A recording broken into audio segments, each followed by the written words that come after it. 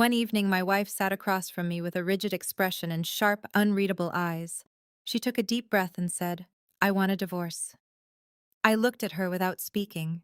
My heart tightened, but instead of falling apart, I leaned back in my chair, calm and composed. The surprise on her face was almost dramatic. She had clearly expected me to panic, maybe even beg. What she didn't realize was that I had already sensed something was wrong. The hushed conversations with her best friend, the late-night phone calls, the subtle, satisfied smiles, it all pointed to something brewing beneath the surface. She believed she was being clever, but I had been paying attention. Eventually, I uncovered the truth. Her friend had advised her, "Tell him you want a divorce. He'll beg, and then you'll know you've got him exactly where you want him." The goal was simple: weaken me, make me desperate, strip me of pride. They wanted to see me crumble. What they never considered was that I might not play along. For 4 days, I continued as if nothing had changed. I went to work, cooked dinner, laughed at the usual things, and even slept peacefully. My wife grew restless. She kept watching me, searching for cracks in my composure. I gave her none. While she waited for me to break, I was quietly preparing. I reviewed our financial accounts and discovered reckless spending, along with money she had quietly moved into a separate account. I didn't confront her right away. Instead, I gathered documentation, saved statements, and collected screenshots. Revenge, if done properly, thrives in silence. Her friend kept visiting, wearing that smug expression, fueling her confidence. One evening, I overheard them laughing. "Any day now, he'll beg," her friend said. "Just stay strong."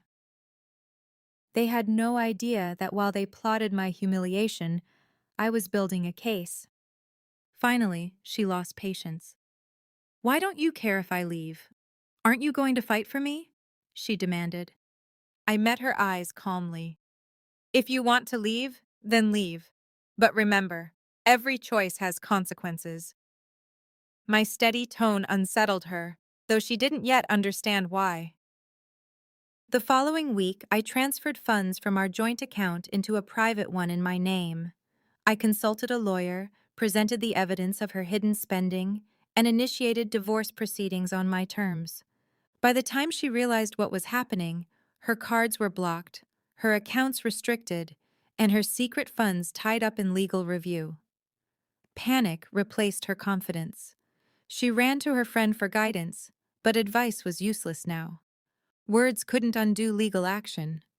When I finally addressed her directly, I laid the bank statements, screenshots, and documents across the table.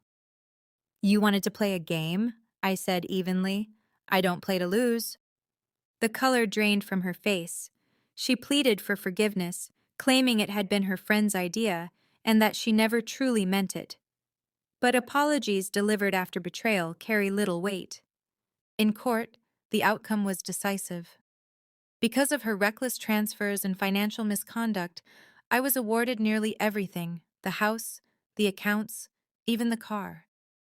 The friend who once encouraged her disappeared as soon as consequences arrived, leaving her alone to face the aftermath.